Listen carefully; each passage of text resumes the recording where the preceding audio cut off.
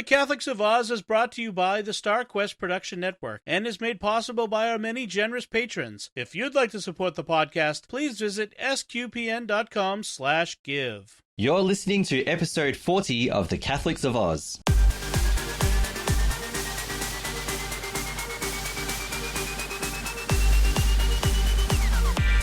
The Catholics of Oz is a show where we discuss faith, culture, and what's been happening from an Aussie perspective. Whether it's synods or science, apostolates and apps, providence or productivity, you can hear it right now on The Catholics of Oz. Hello, I'm Lindsay Sant, and welcome to The Catholics of Oz. This is a very interesting episode because I'm on my own. What happened? Why am I like this? Well, unfortunately, Lino had to work. Today it's a Saturday, but Lino had to work. We're in interesting times, and if you remember last episode, Lino was talking about how his shifts were a little bit different. So he was called into work today, so he's off to do that, which is really important for him, obviously. And Caroline's not feeling too well at the moment, so it's nothing serious, but it is enough that she's not feeling well enough to sit in front of a microphone and podcast. So we had a bit of a chat. And I thought maybe I might just brave it and do one on my own. So I'm missing having people to bounce ideas off, but hopefully I can, you can enjoy my company as you do whatever you're doing today and as you're listening. So for today, for episode 40, I'm going to focus on a faith perspective, just sharing some faith ideas that I thought, that I've encountered recently that I thought might be good for you. So before I get into that, I'd just like to remind you all, please, to remember to like the Catholics of Oz on SQPN's Facebook page. Don't forget to share any episodes and give us a like and a nice comment on Facebook just to let us know how you think we're going and share your opinions on some of the things that we're saying, or share from your own story, which is so important to us. Retweet our episodes when they come out on Twitter. Subscribe to us on Apple Podcasts, Google Play, Stitcher, TuneIn, your favorite podcast app. And don't forget that SQPN puts all of its episodes of all of its shows on YouTube. So you can just search for SQPN on YouTube and you can subscribe and you can hit the bell to get notifications. You can also leave us feedback on Apple Podcasts, which would be really good for us. Give us a nice 5-star review and tell us why you like to listen. And this is good because it helps us to reach more people, and reaching people and spending time with them and accompanying with them and sharing our ideas and interacting with them and hearing from them. That's what we're all about. So we would love if you could do that for us, and we thank you if you do. So let's get started. I'm not going to do any segments today. I'm just going to share. And so I'm going to start by sharing. It's a reflective piece of writing by Bishop Geoffrey Robinson. He's an Australian Catholic bishop from New South Wales. And he's been involved in a lot of important ministries in the Catholic Church. But he is a reflective writer and a theologian. And he wrote this... how do I put it? He wrote this verse recently, or not recently, he wrote this verse a while ago, but I came across it recently, and it was aimed at Catholics in Australia, and it's been used recently in Catholic schools for teacher development. So as you know, our Catholic schools are in an interesting place. Here in Australia, we are a combination of teachers from all walks of life. And as a Catholic institution, a Catholic school values its Catholic identity. This is really important, and it's a number one priority of I have to say of most Catholic schools, hopefully all, but most. However, I don't want to get into that controversial topic. However, it is a focus at the school that I work at, and what we try and do is have Catholicism, the face of Jesus, at the forefront of all that we do. And we do well sometimes, and we don't do well in other times. But we're always constantly trying different things and seeing what works. We're constantly putting our students forward to help us out with this. It's the students. We have some students who are just wonderful faith expressions for us. They have a wonderful faith, and they inspire us. This year, for example, we had some students give faith testimonies in front of our entire school when we were allowed to before COVID-19 hit. We had some students who asked if they could give their faith testimony to the whole community. And we talked to them and we worked our way through it. And the students who listened, a lot of students gave us feedback. They told us how wonderful it was to hear these faith stories. Even students who don't necessarily have a particular faith or who are exploring, who are unsure. And this is the whole idea, is that we are trying to invite students, invite staff to know Jesus in the way that in the way that you who are listening as well know Jesus too. And Bishop Geoffrey Robinson, he wrote in a text called Travels in Sacred Places, he wrote this verse or series of verses called the Song of Jesus. And this, as I was saying before, is being used in some places for teacher development. And I thought it was quite powerful. Every year we have a Catholic Identity Retreat Day. So that's the official name for it. But it's basically a day at school where we run a program on faith development for teachers. So in previous years, we've had guest speakers come in. So we had, last year, we had Father Rob Gallia, a priest who's been on this show before. I think it was last year, very early in our, when we started.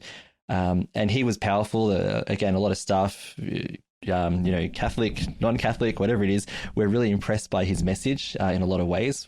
He's that powerful kind of speaker. We've had other prominent Catholics. We had an Australian Catholic called Sam Clear. If you ever want to look up his ministry, Sam Clear has a ministry called Walk for One. And he's an Australian Catholic who basically walked around the world, literally around the world.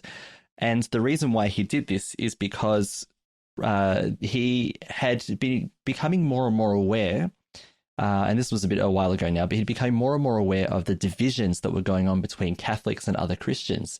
So, our Protestant brothers and sisters, how the focus was on division, and not necessarily in a good way. So obviously, there's Catholic Apologetics, and this is a very important ministry where Catholics defend the importance of our faith. So, for example, we're not going to go backwards on things like the real presence of Jesus in the Eucharist, the importance of Mary and the saints, ... list all the Catholic beliefs below. And while we don't agree on certain things, for example, we don't agree with some of our Protestant brothers and sisters that the Eucharist is symbolic. That doesn't mean that there should be animosity and hatred, and in some cases. And so what Sam Clear did was he decided to walk around the world, and as he walked around the world, he would visit different non-Catholic Christian churches and Catholic churches too, and he was trying to bring about some unity, so to start the dialogue to happen. Excuse me. Whoops, I just dropped something. But to start the dialogue, high production values here, but to start this dialogue with other Christian faiths. And he had success in some places and he had difficulties in other places. But on his journeys, he had been robbed by people, not by Christians, but, been robbed. He'd been bashed at some cases. He ended up in hospital and getting surgery at one particular case. So it wasn't an easy journey. And obviously there was all the health issues that come with all this walking and traveling as well. But he did it. He went, he shared the message, he evangelized, he set a big impression, and he got a movement going. And now he goes around, he gets invited as a guest speaker to schools, for students, for teachers, churches, and he preaches, he speaks. And he's got this avenue that's been created where he can share the voice of Jesus through what he does. So what am I getting at? We're talking about these faith development days with staff and these people who've come and spoken and so on. All of these people that we've had, they sang the song of Jesus. This is the analogy I'm going to use today. They were singing the song of Jesus. So this year, we can't have a staff faith development day because we can't gather all the staff together because of the COVID-19 situation. So what we did is I have a team at my school that I work within, and in this team, our leaders were saying to us, well, we need to prepare some resources for staff to work on and write some reflective journals and about. So we created some faith-based resources. So these resources are basically the short videos, with slideshows and links and so on for staff to listen. We did it almost like a podcast, really, where I sat down with a few staff members and we recorded our voice over a slideshow. So it was like listening to a podcast with having some visuals and some words in front. And these go for 20 to 50 minutes, not the 1 hour and a half that we get carried away with on Catholics of Oz sometimes, which I won't do today. And basically, yeah, we shared these. And one of them that I came across was this session on the Song of Jesus. So it was introduced to me. I had a look at it, and the staff member who led this session, we had a discussion about some of the things that we were talking about. But what really struck me was the simplicity of our faith. Such an important thing, the simplicity of our faith. Sometimes we complicate it, don't we? We make it difficult for others to want to be part of it. Our faith is challenging for sure. Absolutely. It's challenging to be a Catholic. The road that Jesus laid for us can be challenging as well, with some of the suffering that comes along. Some people have almost unbearable suffering. But there's also a simplicity as well. So I wanted to focus on this simplicity today. I don't want to take away from anyone who is struggling with their faith, but maybe if you are, this might help you a little bit today as well. So Geoffrey Robinson wrote this verse called the Song of Jesus. And what I was getting at before was this sharing of the Song of Jesus, which is part of this session that I was part of. So I'm going to read the Song of Jesus to you and share some of my reflections today. And I'd love to hear anything that you have to say about it as well. So here is the Song of Jesus by Geoffrey Robinson. In everything he did, and in everything he said, Jesus sang a song. Sometimes when he cured sick people, he sang softly and gently, a song full of love. Sometimes, when he told one of his beautiful stories, he sang a haunting melody, the kind of melody that, once heard, is never forgotten, and the sort of melody you hum throughout the day without even knowing what you are doing. Sometimes when he defended the rights of the poor, his voice grew strong and powerful, until finally from the cross, he sang so powerfully that his voice filled the universe. His whole life was a song. The disciples who heard him thought that this was the most beautiful song that they had ever heard, and they began singing it to others. They didn't sing as well as Jesus had. They forgot some of the words. Their voices sometimes went flat, but they sang to the best of their ability, and the people who heard them thought in their turn that this was the most beautiful song they had ever heard. And so the song of Jesus gradually spread from Jerusalem to other lands. Parents sang it to their children, and it began to be passed down through the generations and through centuries. Sometimes, in the lives of great saints, the song was sung with exquisite and aching beauty. Sometimes, however, it was sung very badly, for the song was so beautiful that there was power in possessing it, and people used the power of the song to march to war and to oppress and to dominate others. Always, however, the song was greater than the singers, and the song itself retained its ancient beauty. And so the song continued through the centuries, sung in many languages and forms, argued about, fought over, addicted to, treated as a possession, distorted, covered by many layers of human accretions, but always attracting people by its sheer simplicity and heart-stopping beauty. Among the last places on earth that the song reached was a land that would be called Australia. At first the song was sung very badly indeed, for the sound of the song was drowned by the sound of the lash on the backs of the convicts and the cries of fear of the Aboriginal people. But even in that world, the song was greater than the singers, and gradually, in the little wooden homes and churches throughout a vast and dry land, the song was sung with love and affection. At last, the song came down to me, sung gently and lovingly by my parents. Like so many millions of people before me, I too was captured by the song and thought it was the most beautiful song that I had ever heard. The song must not stop with me, and I in my turn must sing it to others in every way I can. I must try to keep my own additions out of the way, and insofar as I can, let other people hear the beauty of the original song. In seeking to do this, I must remember that this song has two special characteristics. The first is that we sing it badly. Our voices lack strength and go flat. We misunderstand the words. But if we sing this song to the very best of our ability, then people do not hear only our voices behind us. Behind us and through us, they hear a stronger and surer voice, the voice of Jesus. The second is that we always sing better if we can learn to sing it together. Not one voice here, another there, each singing different words to different melodies, but all singing the one song in harmony, for it is still the most beautiful song the world has ever known. So that was by Geoffrey Robinson, Travels in Sacred Places. I found that really powerful, and I thought this is a really simple way to share Catholicism with others. This is a really simple way to share our relationship with Jesus. Now, I'm sure you heard all kinds of things in that text. I'm sure that you have your own interpretations and reflections, and that's the beautiful thing about this, I think, is that each of us who listen to that, who read it ourselves in our own time, we're going to find different things in there. It's so rich in each of those verses, some of the things that are that we can pull out of it. I was thinking in my own personal reflection about how we sing the song. So I mentioned to you earlier about we've had different guest speakers that have come to my school and they've sung the song to our staff and they've sung the song to our students. And it's such an important, powerful thing. I talked before about how our students, through their testimonies, have sung the song to their own peers as well, and how important that is, and how receptive people were. We tend to think that sharing the gospel is hard. We tend to think that the gospel message is, while it makes sense to us, other people are just going to see it as out of date and they're not going to be receptive. But I don't think that that's necessarily true. I think that people are generally open to meaning. Generally. So I'm being big sweeping generalization here. But I think people are generally open to meaning.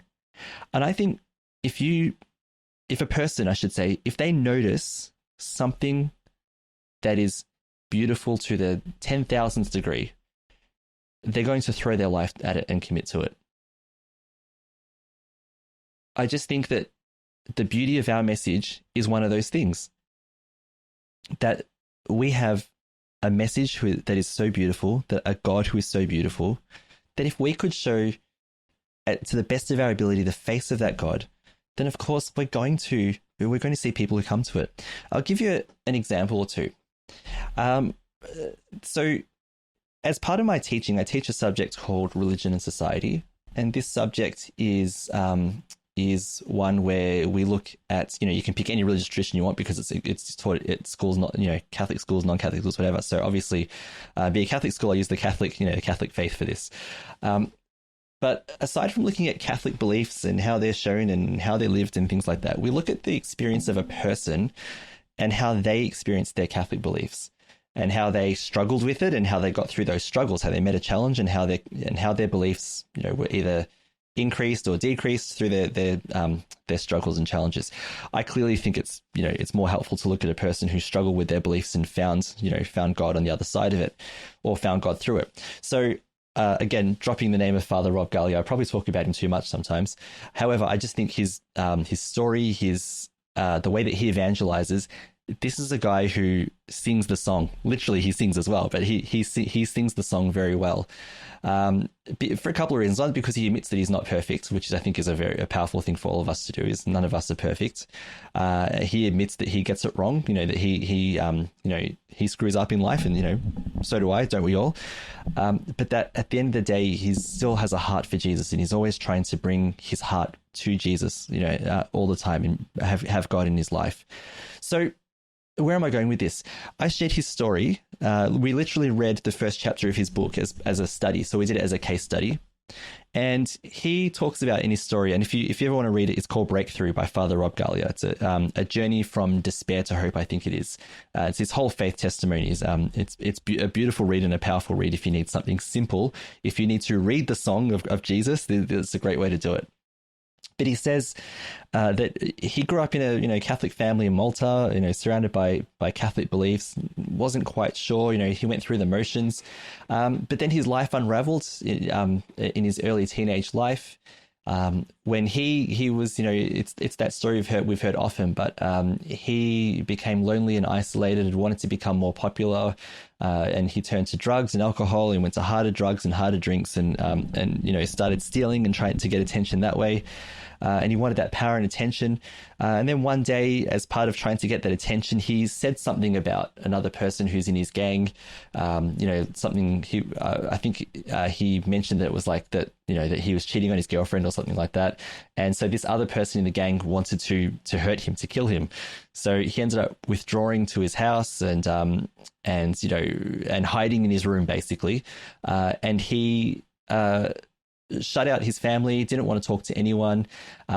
His friends did negotiate so that this guy wouldn't come after him anymore, but the damage was already done. He'd done so much in his life that he was a broken person, and he contemplated ending it all. He was thinking, why do I still exist? And then one night, his sister got a phone call. I'm trying to paraphrase his story, to go to a youth group meeting, and he was upset. He thought, well, why didn't they invite me? I'm going to go too. So he went along, and he sat in the back, very antisocially sat in the back and didn't want to know anyone and whatever. But he listened, and he heard something that he hadn't heard before in his life. He heard the youth minister from this youth group talking about Jesus in a way that was different to his understanding. That Jesus was a God who has a personal relationship with us. And he had somehow in his life gotten the impression that God was distant, that God didn't have time for all of us, that God only had time for the important people and only had time to be present at earthquakes and famines and try and help out there to the best of his ability. So he had this kind of misunderstanding of the song. He hadn't heard the song, well enough, or he hadn't understood the song. So in his listen to this got him on a journey. It got him thinking. It doesn't, he didn't fix his life up, straight away. He did this really peculiar thing. He got home, he got a chair, an empty chair, and he put it in front of him, another chair, and he sat in front of it, and he imagines Jesus in this chair, and he talked. He talked to Jesus in this chair, this empty chair. You can read all about it in the book. And he said everything, poured out his whole life. And he was doing this often. And one day he had an experience where he believed that he could see Jesus sitting in the chair, and Jesus was crying. And he got really angry. He said, "Why are you crying? I'm the one who went through all this." Then suddenly he realized, he had this feeling that Jesus was taking all of his burdens, all of the things that he'd mentioned, all of his problems, taking it onto himself. And Father Rob said, he mentioned he cried. He released, in that crying, he released everything, and he felt the love of God filling him. He finally heard the song. The song had been passed on to him. And there's a whole lot that happens after that, that's worth reading about too, how his faith life started to develop. He had to get help. He had to do a lot of things to break his addictions and change his life in some important ways.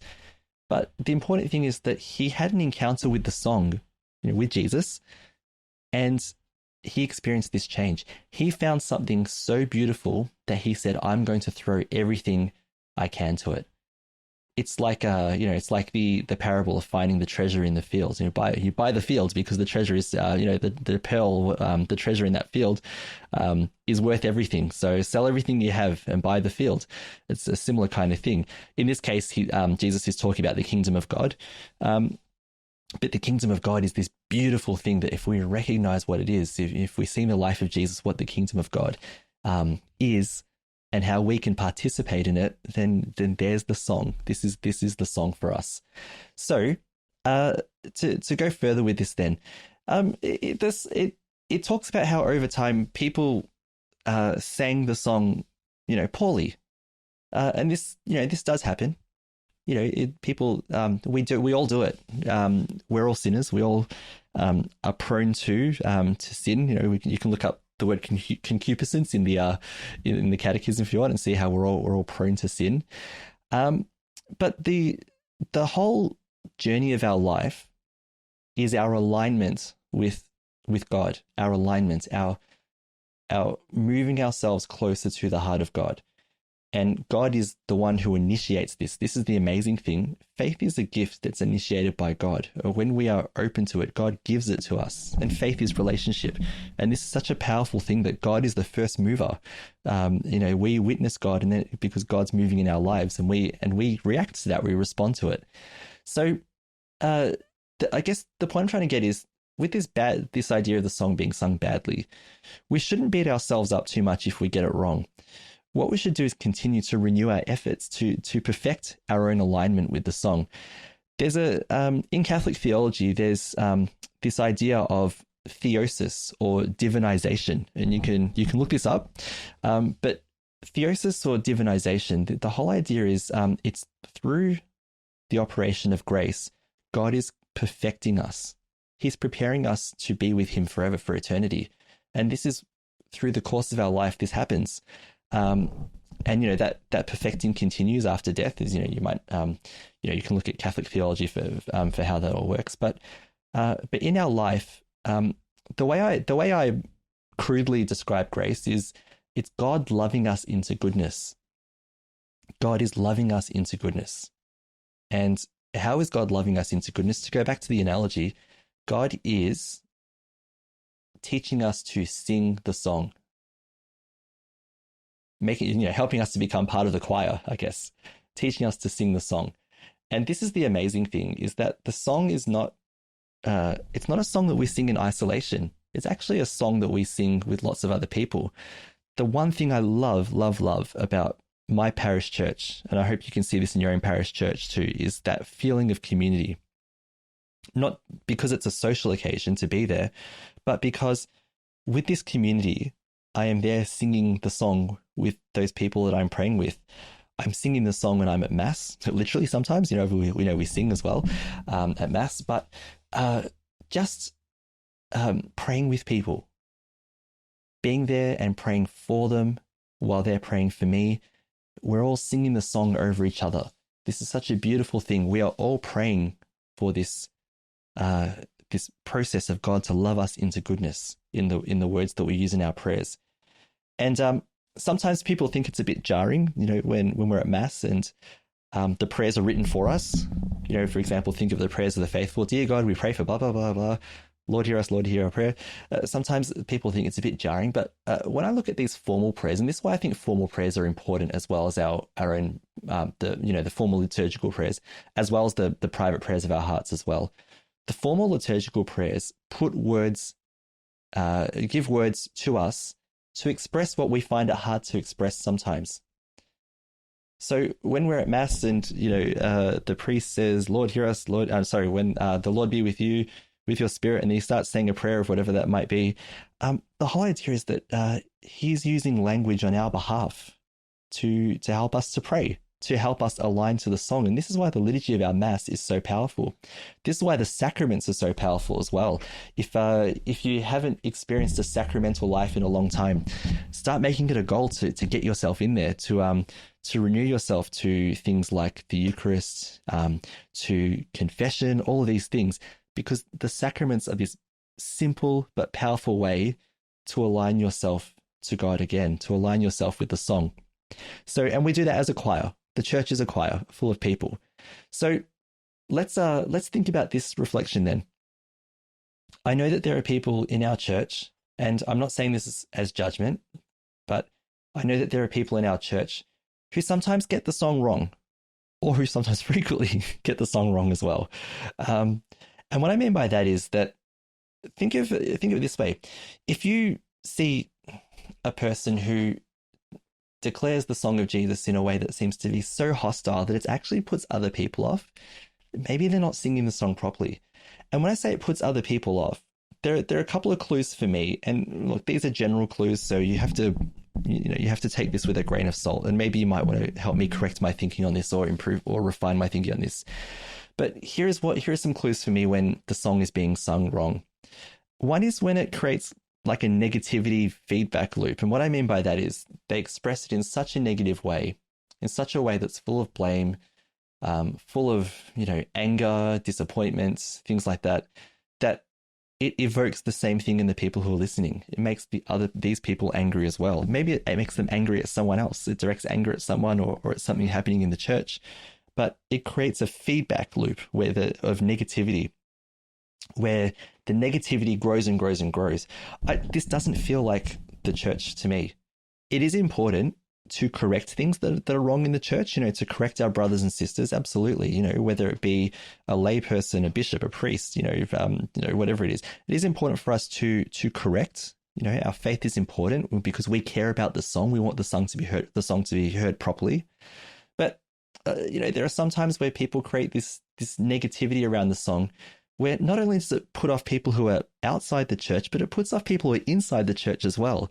And that maybe is not necessarily a good way to sing the song. And I don't want to go around naming names and making claims and accusations against people. But this is why the importance of discernment and the power of discernment is so important for us, is that we need to always take a step back from the people that we're listening to and go back to, for example, reading our scripture, getting our prayer life growing and continuing to grow all the time, and perfecting our prayer life as much as we can, and comparing what people say on the internet, what people say, when they're preaching to us and things like that, and thinking, does this align? Is this part of the song, or is this a distortion of the song? And the reason for that is because we want our faith to grow. God loves us. God is a God of goodness. God is a God of mercy. And God knows that we make mistakes. But as much as possible, we want to get as close to that perfection that God wants for us as we possibly can. So yeah, it is important to correct. Here's another criteria I might use. And forgive me for being cheeky with this, but Matthew's Gospel in Matthew chapter 18, it's from verse 15, where Jesus talks about correcting our brothers and sisters. He says, "If a member of the church sins against you, let such a one be to you as a Gentile and a tax collector." Actually, that's not what it says. I did that on purpose. I was being cheeky. What it actually says is, if another member of the church sins against you, go and point out the fault when the two of you are alone. If the member listens to you, you have regained that one. But if you are not listened to, take one or two others along with you, so that every word may be confirmed by the evidence of 2 or 3 of these witnesses. If the member refuses to listen to them, tell it to the church, and if the offender refuses to listen even to the church, let such a one be to you as a Gentile and a tax collector. So before we get to the point of public accusation and public shame and public don't listen to this person because they're not singing the song properly, they're distorting the song for their own purposes or whatever, there's a whole bunch of steps in between. And in fact, the dignity of the person, Jesus tells us here, let's point it out alone. Start in quiet, do it quietly. So if you know of a fellow Catholic who's not doing the right thing, whether it could be a parish priest or it could be another Catholic friend or whatever, and you become aware of it, and if you think God puts in your heart, I need to talk to that person, it doesn't say treat them as an outcast from the beginning. But unfortunately, there are people in our church who do that. And I think that's also another distortion of the song as well. So those are some things about our community and how we do things together.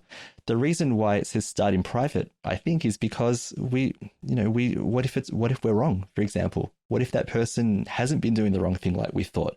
And you go and you speak and you clarify and you go, that's why this was going on. Now I understand. What if you started publicly first? Treat them like an outcast. Oh, look at this person. Look what they're doing. Look at this bishop. Look at this priest. Look at this this person in our parish who's like this. Look at their family.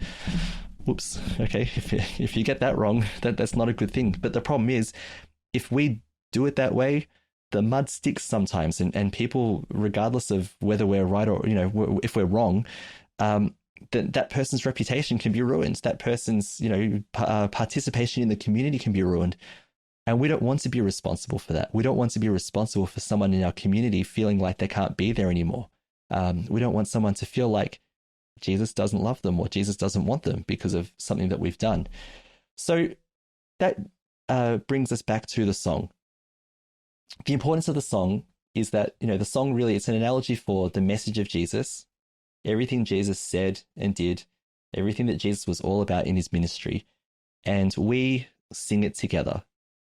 one of the reasons this podcast exists is because we, and this is a later reflection thinking about some of the things that we have done over time, is we want to connect with people. And we do that through the StarQuest Production Network. We're so grateful that Catholics of Oz was picked up at the start of last year to be part of this wonderful network. Where we were listeners of the shows beforehand, and now we've gone from being listeners to presenters with our own show as well, providing our Australian perspective on things. So this Aussie perspective that I'm sharing here, I guess, is that we want to be part of the song because we want to connect with people, whether they're Catholic or not Catholic, but we want to share the beauty of the song with others. And you can also share the beauty of the song with others too, in whatever way it is, in the simplest of ways. You don't have to throw a catechism at someone. You can, people sometimes just by the witness of your life, they can see the song. How many times have people appreciated that you smiled at them when no one else did? How many times have they appreciated that you went out of your way, you inconvenienced yourself so that they could have the help that they needed? That's singing the song. How many times have people seen you and connected the good things that you do with the worship that you have, with the love of Jesus that you have? And how many times would you not know that that's got them thinking about their own connection with Jesus? There's a simplicity in the song, in passing it on from one person to another. So I encourage you to think about your own participation in the church.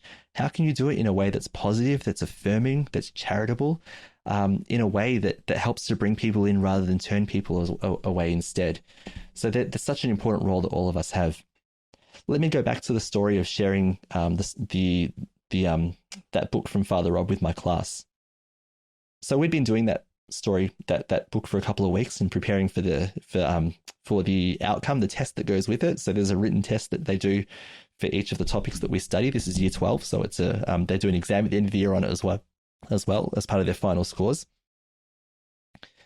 A student came up to me towards the end of this topic and said to me that reading the first chapter of that book had really got her thinking about her own faith, that her connection beforehand to her faith wasn't very strong. She wasn't really sure what it was all about, if it was relevant, if it meant anything or not. But essentially, she found in the story of Father Rob and this notion that Jesus has a personal relationship with all of us, she found something beautiful in there, something empowering, something that she hadn't heard before. She had heard the song. And I'm not going to take any credit for that. I'm going to let Jesus take the credit for that, because Jesus spoke through a teacher who shared a book that was part of an assessment. And I deliberately chose that book because I thought it was perfect for the topic that we were doing. And I thought Father Rob's message was powerful and relevant as well. Because that's one way that I could sing the song to my students. But she heard the song and she responded to it and has been responding and telling me things about her faith, since, and telling other teachers as well. So there's something beautiful and simple in the way that we share faith with others. And I encourage you to do the same. How can you share the song with others? And in fact, maybe before you think about how you can share the song, go back and think, when did you first hear it? And I mean, really hear it. If you're a Catholic who's listening, it's very, very likely that you were baptized when you were a child and then you were raised in the faith by someone, whether it's your parents or people that you lived with. Or it might be that you heard the song later on in your life. There's a Catholic priest, and I wish I'd Googled him before because it's only coming to me now. I wish I Googled so I could remember his name. I might try and put it in the show notes later if I can find him. There's a Catholic priest in Australia, in Tasmania. He became a priest very late in his life. And the reason for this is because he kind of been a Catholic. And at one stage he was Australia's ambassador to the Holy See. So this is when Pope John Paul II was our Pope. So it was during his pontificate, and I'm paraphrasing the story very badly, so I'll have to get the proper facts, maybe for a future episode as well, because it's a beautiful story. I remember watching him talking about this on TV on our Australian national broadcaster.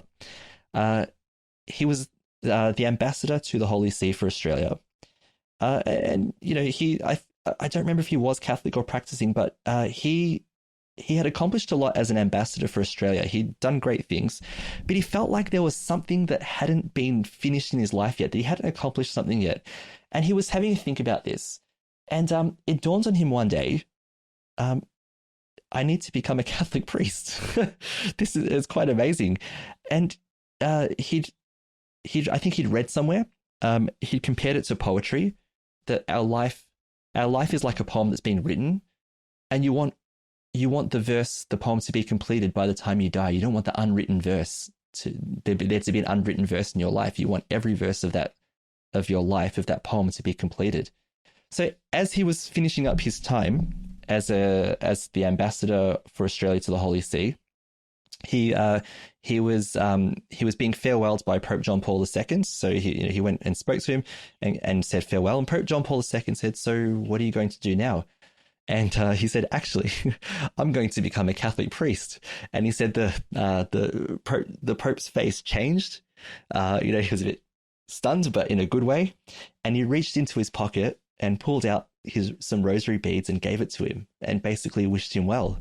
And this priest, and I will find the details on this now because I can't remember his name, but he went and became a Catholic priest very much later in his life, because he believed that this was the unwritten part of his life that hadn't been completed yet. Doesn't this sound like he'd heard the song in a very powerful way? When did you first hear the song? What impact did it have on you? Are you waiting for the song to have an impact on you? Is it to become more relevant to you? Remember that the song is simple. It's not a complicated song. The life of a Christian can be difficult, but the song, the beautiful song of Jesus, is very simple. Jesus is calling for a relationship with all of us. This is why Jesus died for us, rose for us, because think of this: God is constantly calling us to him, to God. And this is an eternal call, not a call that finishes when you die, when we die. This is a call that lasts into eternity, when we are brought to God and we see God face to face, which is such a beautiful thing to think about.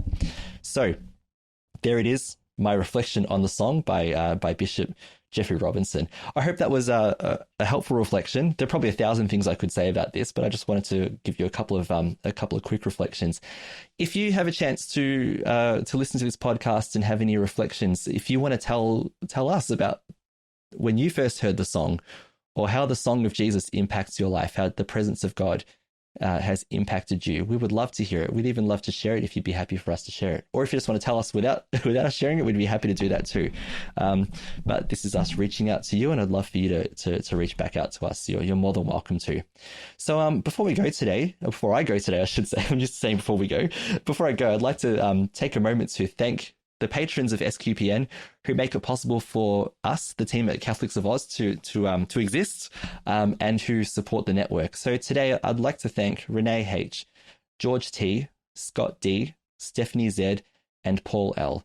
Because of their generous donations at sqpn.com/give, they make it possible for the Catholics of Oz and all the other shows at StarQuest to continue. You can join them by visiting sqpn.com/give. But if you are struggling with being able to put aside money to support SQPN, remember that your prayers are really important as well. Sing the song to us through your prayers, because your prayers, you're speaking to God and telling us about this network and bringing it to God's mind is so important as well, as we continue the mission of SQPN to be at the intersection of faith and culture, and to sing the song to the culture, which you would obviously agree is very, very important, especially in 2020. What a year it is! What a strange year! It's an important time for us to be singing the song as loudly and as clearly and as lovingly as we possibly can, so that Jesus can work through us. So, also, if there's anything you would like to mention about today's episode, please feel free to get in touch with us. So, as always, you can do this by going to sqpn.com/Oz and leaving some comments there.